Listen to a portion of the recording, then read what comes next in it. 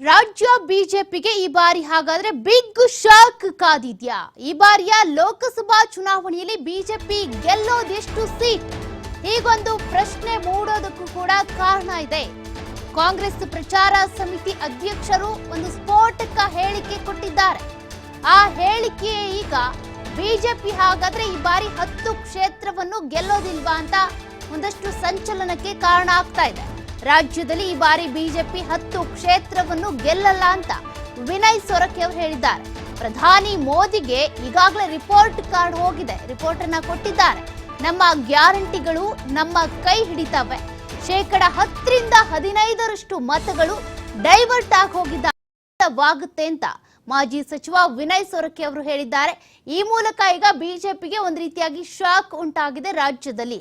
ಹಾಗಾದ್ರೆ ಈ ಬಾರಿಯ ಲೋಕಸಭಾ ಚುನಾವಣೆಯಲ್ಲಿ 10ಕ್ಕೂ ಕಡಿಮೆ ಸ್ಥಾನವನ್ನ ಬಿಜೆಪಿ ಗೆಲ್ಲುತ್ತಾ, ಸೋತು ಸುಣ್ಣವಾಗ್ಬಿಡುತ್ತಾ ಅನ್ನುವಂತ ಆತಂಕ ಈಗ ರಾಜ್ಯ ಕೇಸರಿ ಪಾಳ್ಯಕ್ಕೆ ಮಾತ್ರವಲ್ಲ, ಕೇಂದ್ರದವರೆಗೂ ಕೂಡ ಆತಂಕ ಶುರುವಾಗಿದೆ.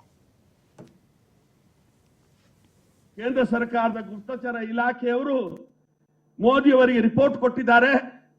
ಕರ್ನಾಟಕ ರಾಜ್ಯದಲ್ಲಿ 10 ಸ್ಥಾನ ಕೂಡ ಬಿಜೆಪಿ ಗೆಲ್ಲುವುದು ಕಷ್ಟ ಇದೆ ಅನ್ನುವಂತ ವರದಿ ಇವತ್ತು ಕೇಂದ್ರ ಸರ್ಕಾರಕ್ಕೆ ಹೋಗಿದೆ ಅಂತೇಳಿ. ಹೆಚ್ಚಿನ ಅಂಶ ನಮಗೆ ಸಿಕ್ಕಿರುವಂತ ಮಾಹಿತಿ ಪ್ರಕಾರ 10% ಇಂದ 15% ಇವತ್ತು ಒಂದು ರೀತಿಯಲ್ಲಿ ಗ್ಯಾರಂಟಿ ಸ್ಕೀಮಿನ ಮುಖಾಂತರ ಬಿಜೆಪಿಯಿಂದ ನಮಗೆ ಓಟು ಡೈವರ್ಟ್ ಆಗ್ತದೆ. ಒಳ್ಳೆ ರೀತಿಯ ಯಾವತ್ತೂ ಕಾಣದಂತ ಒಂದು ಫಲಿತಾಂಶವನ್ನ ಈ ಚುನಾವಣೆಯಲ್ಲಿ ನಾವು ಕಾಣಲಿಕ್ಕೆ ಅವಕಾಶ ಇದೆ ಅನ್ನೋದರ ಬಗ್ಗೆ ಮಾಹಿತಿಗಳಿದೆ.